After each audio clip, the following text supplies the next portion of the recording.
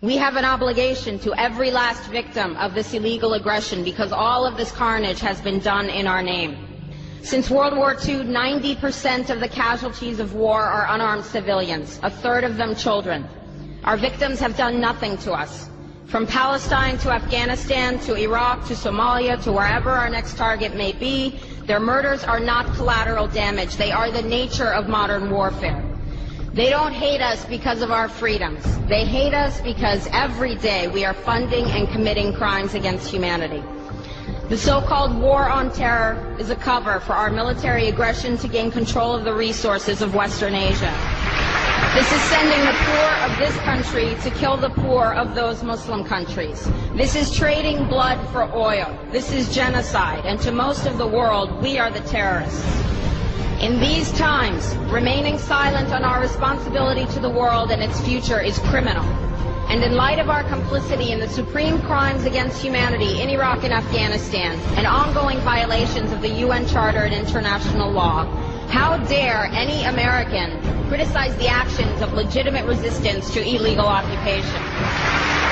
Our so-called enemies in Afghanistan, Iraq, Palestine, our other colonies around the world, and our inner cities here at home are struggling against the oppressive hand of empire, demanding respect for their humanity. They are labeled insurgents or terrorists for resisting rape and pillage by the white establishment, but they are our brothers and sisters in the struggle for justice.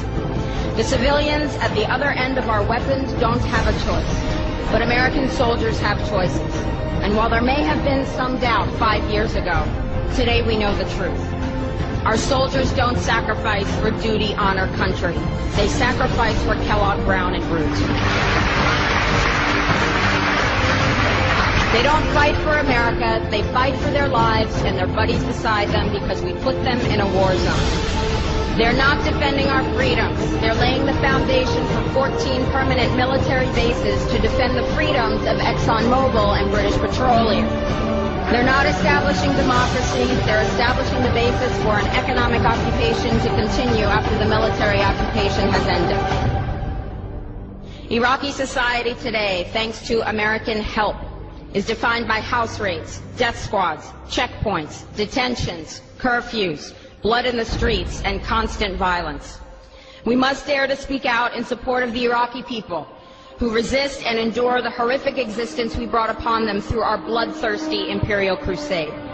We must dare to speak out in support of those American war resistors, the real military heroes who uphold their oath to defend the Constitution of the United States against all enemies, foreign and domestic, including those terrorist cells in Washington, D.C., more commonly known as the legislative, executive, and judicial branches.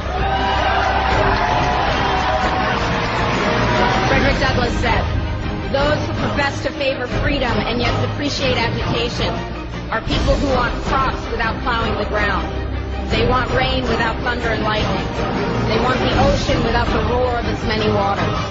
The struggle may be a moral one, or it may be a physical one, or it may be both, but it must be a struggle. Power concedes nothing without a demand. It never has, and it never will. Every one of us must keep demanding, keep fighting, keep thundering, keep plowing, keep speaking, keep struggling until justice is served. No justice, no peace. No justice, no peace.